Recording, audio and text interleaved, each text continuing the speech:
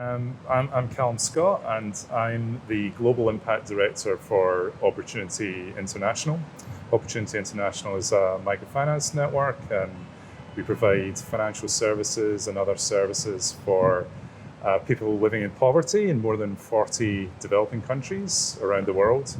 So I'm responsible for promoting socially responsible financial inclusion in developing communities. And I'm also responsible for looking at innovative solutions to climate change adaptation in those communities.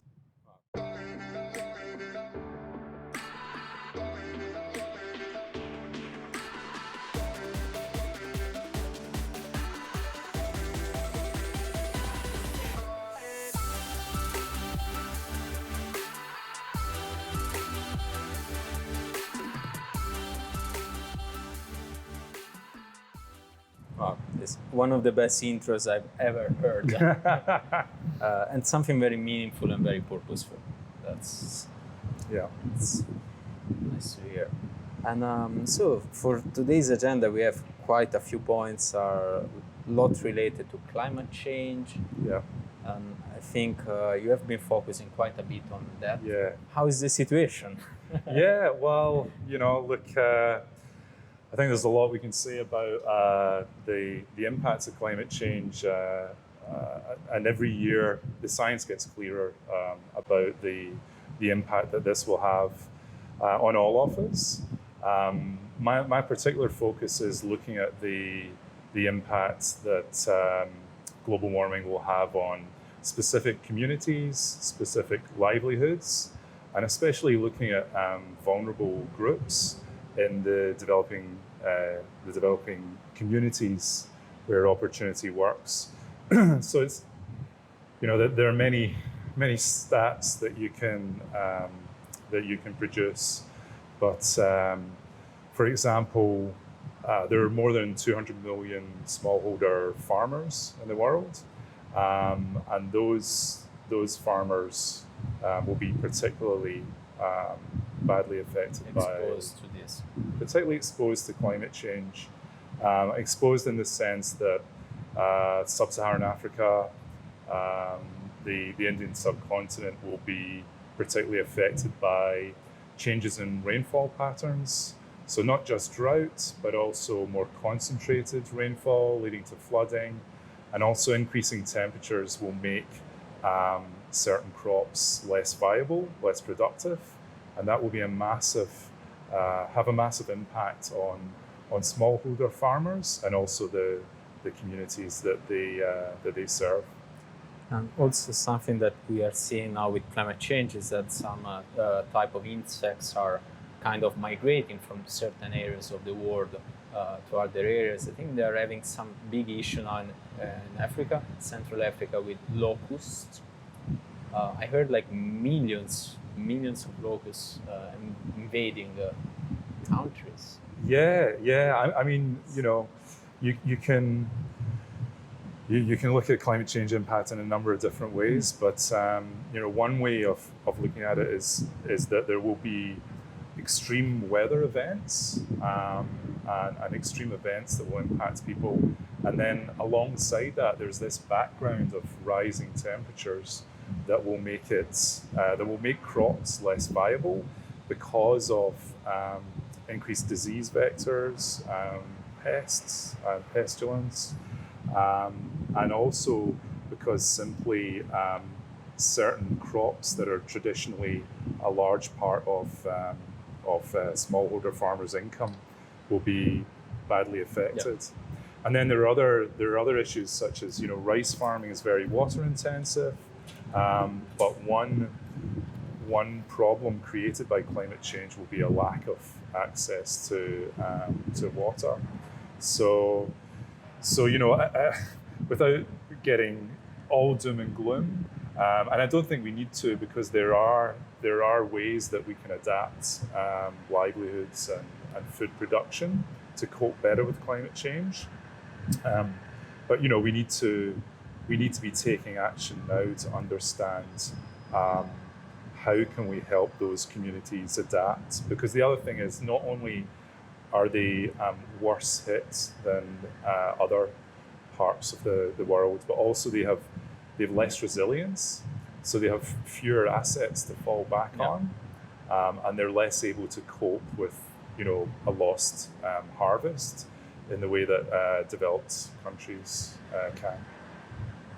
One thing that it doesn't seem yet to really have an impact is somehow that many industrialized countries, or what they say first world countries, if we can say that, is that there isn't the urgency, or it doesn't seem like a problem, climate change yet. And people probably don't think that climate change is going to affect also their life. I don't know, like, what's your take on that? Yeah, I mean, my home is Australia now, so I'm originally from the UK, but I'm an adopted Australian citizen.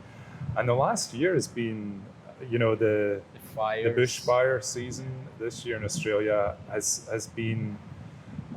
had a massive impact. I mean, aside from the 33 people who died and the land that was burned and the loss of wildlife, I mean, going back to Australia, I can really see that it's had a psychological impact on Australian society as well.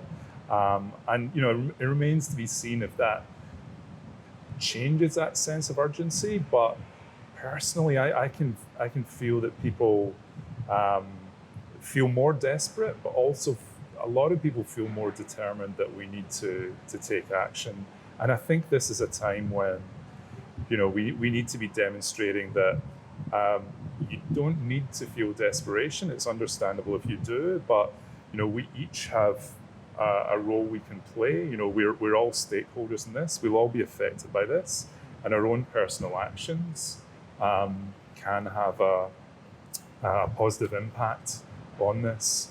So I want to remain hopeful that yes, there has been a long period where without that sense of urgency, but I think both the urgency is coming and the possibilities for us to take action to improve things. We're positive as well. As you said, I mean, it's time for action, and not to panic or not for other things. And we do have all the knowledge, information, and technologies to solve the problem.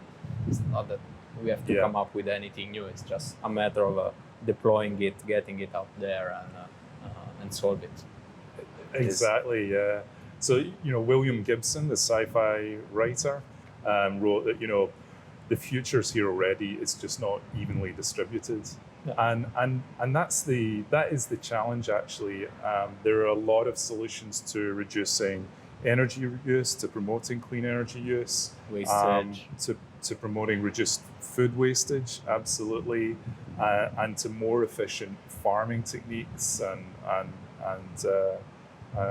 such things. It's more about how do we ensure that the knowledge around those innovations or the investment and assets that are needed, which are often quite modest. How do we make sure that those are distributed?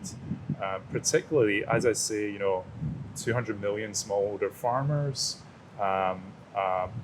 many of whom just don't yet have access to the knowledge, to the assets that would help them have a more sustainable livelihood, and also could help reduce carbon emissions. So, if there's one overriding way of describing what we need to do in terms of climate change adaptation, I think it's around sharing information and sharing access to those assets, including finance, that will help spread the solutions that we already have across the globe. And how could you mentioned finance? How could microfinance, because you have been quite active in that industry, how could microfinance help farmers? Yeah, so there are a number of ways. I mean, one quite obvious financial service in terms of building resilience is insurance.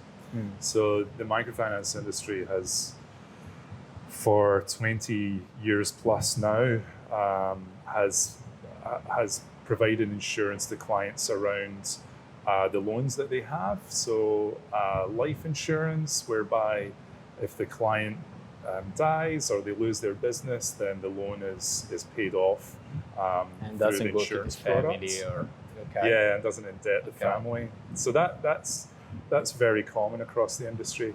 But more innovative insurance products such as crop insurance, where if you're lending to farmers for them to invest in seed or farm machinery or whatever is required, they're taking on a huge risk.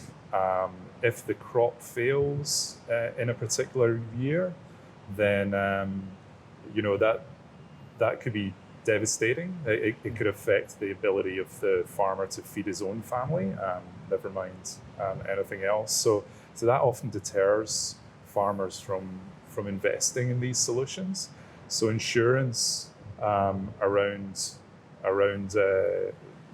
crop yield is important, and increasingly technology has a role to play there, because weather index based insurance is a solution that could be rolled out across the sector.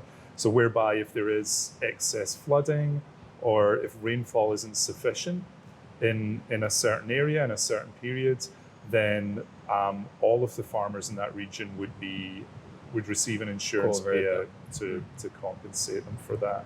So that's one way that financial inclusion has a role to play. And then for me, the other way to think about this is that microfinance is now a platform that serves 200 million clients globally. 140 million clients globally, 140 million clients.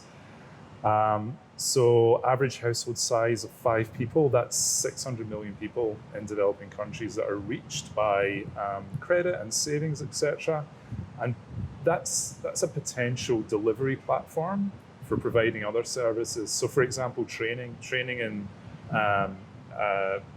more resilient farming techniques or diversifying crops is something that could be provided through that platform to help promote better climate resilience. So this idea of the sector being a conduit, if you like, for globally, the major institutions like the World Bank are now contributing very large amounts of funding for climate change adaptation. The challenge is to get that funding down to people to the ground. Exactly, yeah. So Yeah. I see the microfinance sector as potentially being part of the solution to get the funding to people where they need it. Because if you have already access to them, in a way you can then supply with other solutions. Services. Yeah, exactly. Well, as you know, we are developing technologies and platforms for the future of work. We have just launched a platform called Next Billion Jobs.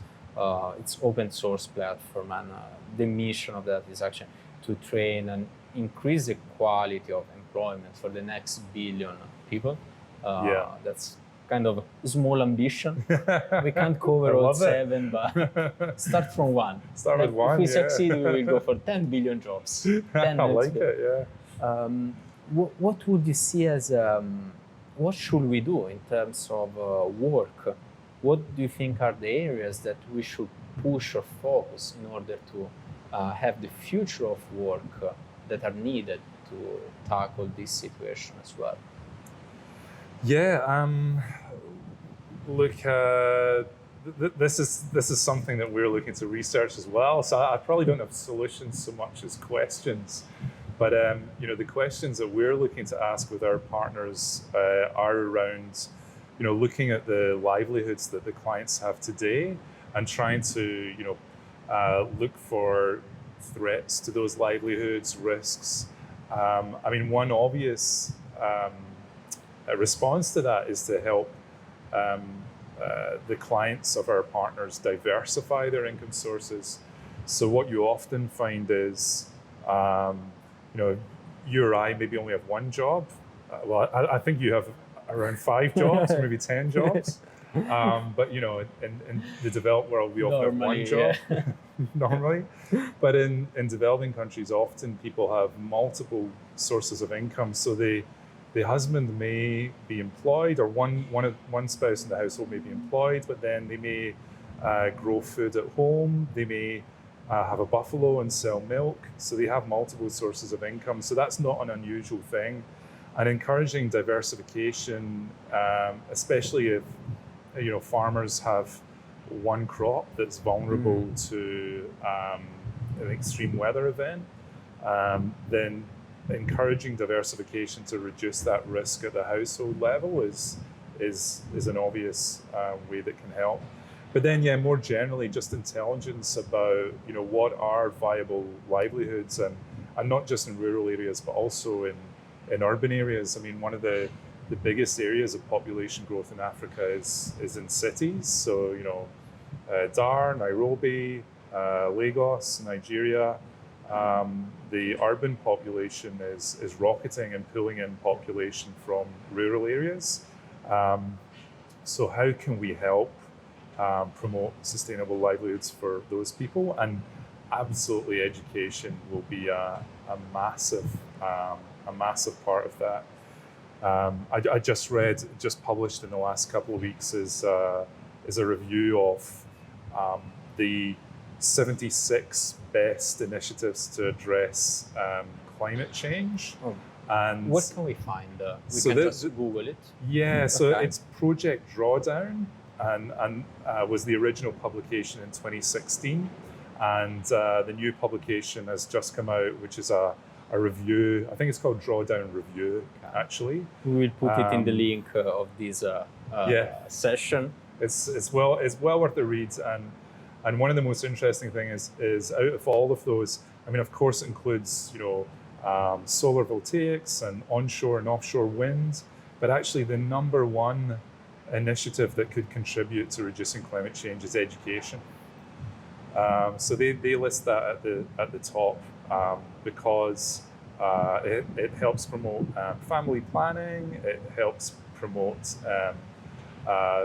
more sustainable livelihoods and use of Habits. farming techniques. So the benefits are multiple, but absolutely, in the development sector, we need to be promoting education as a solution to climate change. So we are going to launch soon a platform for that, but we see that there are already so many education platforms out there.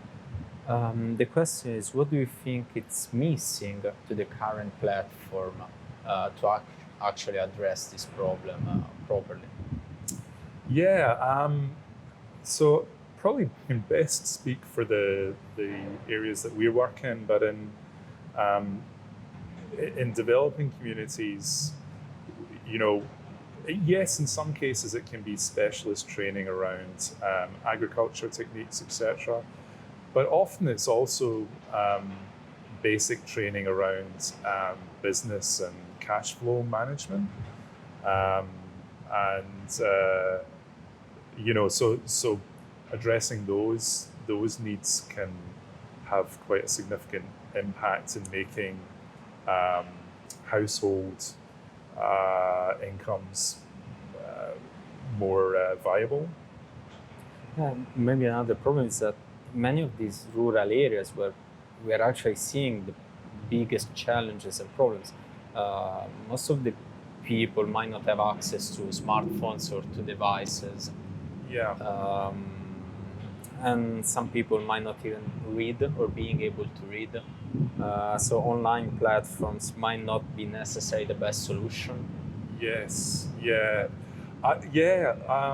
And then, there are innovative solutions. I know in terms of financial inclusion, solutions have been designed where people can manage loans or savings who are illiterate.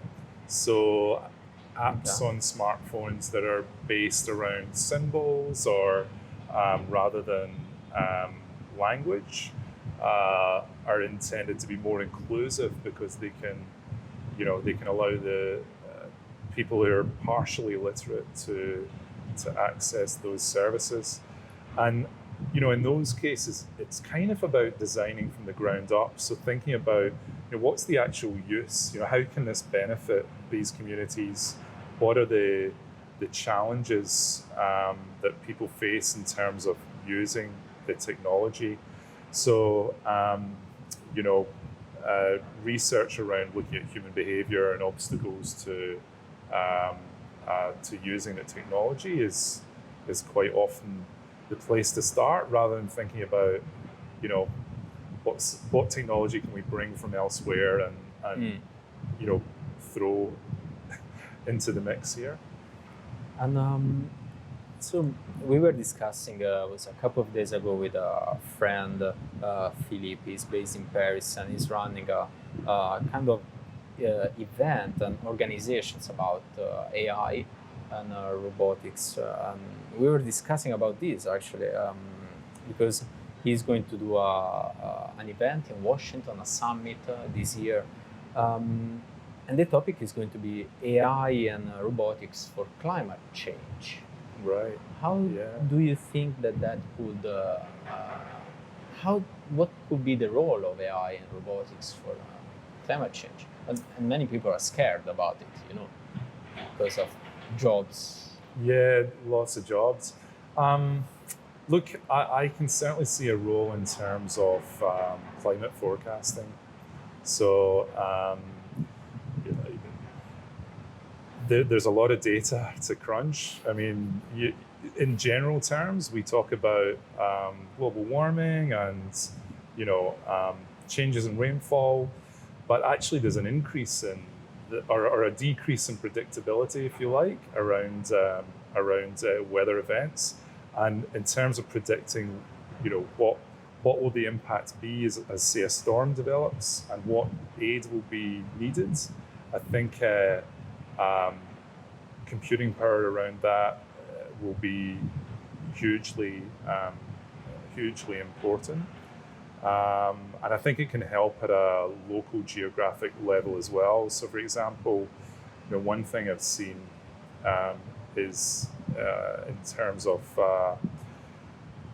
satellites based assessment of crop yields and the impact of changes in weather and temperature on crop yields, both as a way of predicting the future and also assessing needs, when there's when there's some extreme weather event, because often remote rural areas it's expensive to assess impact, and actually the most important time to respond is as soon as possible. So deploying technology in that way in rural areas could have a big payoff as well. And what about, for example, AI or robotics into farming? Have you seen any technology that is actually making a big difference, or do you foresee it? So at the level we're working at, robotics is I think less of an option. So smallholder farms, very small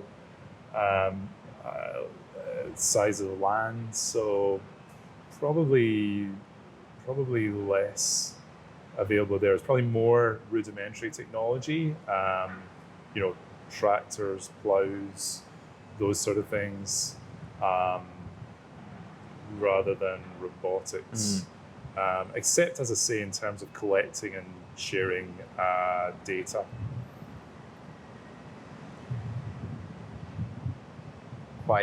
Quite a bit of information, and I know that this is like very, very just top level. But yes, yeah. Unfortunately, we can only scratch the surface. With the time that we have, it's the best we can do. if you had to somehow give a call to action, or call for action, I don't know what is the English. Call for action Call is good. for action, Yeah, okay. yeah. A call for My bad. action, yeah. What would that be? Yeah, look, at the risk of, generalizing too much and losing meaning, I mean, I think in terms of climate adaptation solutions, no stakeholder, no single stakeholder is going to deliver anything of real value in isolation. I'm coming from the financial inclusion sector, but the way I look at it is financial inclusion has a role to play in this. It's no silver bullet. And actually, I think the biggest contribution we can make is as part of a broad platform of stakeholders that are working together to promote, disaster resilience, to promote diversified incomes, to promote greater access to education and technology. But for Opportunity International and the organizations we partner with, we absolutely can't do any of that on our own. We will do that in partnership with other organizations who have specialist knowledge and have other things to bring to that partnership. So I guess my call for action, if you're working in the development sector, is to not think in isolation, to try and forecast where climate change will impact what you're doing now, but also to think about what you can learn about the role that others can play in solutions and how you might be able to partner with those organizations. So get together. Get together. Yes, get together. And about that, actually, I mean, we are a bit running out of time, but one last question that I would have here is, we are working quite heavily and very focused on wealth distribution and distributed ownership. So everything we are doing so far and everything we are going to do is going to be distributed in terms of ownership. Do you see that as a good path to go in a way? Do you think that there is a need or there is a role to play in wealth distribution? Yeah, I mean, so the way I would think about it is, like I say, a key part of the solution to climate change will be smallholder farmers. And I think that will work when you're empowering people at a local level to implement solutions. So diversifying crops, combining livestock and crops. I mean, there's been a lot of research done on how we can sequester huge amounts of carbon by better using the land. And actually, we won't do that by aggregating farms, aggregating land. We'll actually do that better by empowering local people and also using local knowledge about what works best. So absolutely, I'm all for wealth redistribution, and I think the other key thing is there's a potential in addressing climate change to also address poverty. So there's a real equity dimension to this. So it's not just about whether we tackle climate change, it's also about how we go about that and how we ensure we do that in an equitable and fair way. Yeah. And how can we solve the problem that has led to this situation to begin with? Exactly. So yes. The incentive structures, the reward structure, incentivizing good behaviors and good habits rather than exploitative which behaviors. is probably more than we can solve today. But Yes, that's for the next episode, guys. Yes. So stay tuned with us. Great. I mean, it's amazing. Thanks for sharing this. I mean, I would like to talk for like hours or days, but we don't have actually the time for this today. But Yeah. next time, Maybe next time. Next time. So, Calum, thanks for your time, and looking you. forward to see you again on this. Excellent. Thanks for the chance to share. Pleasure. Great.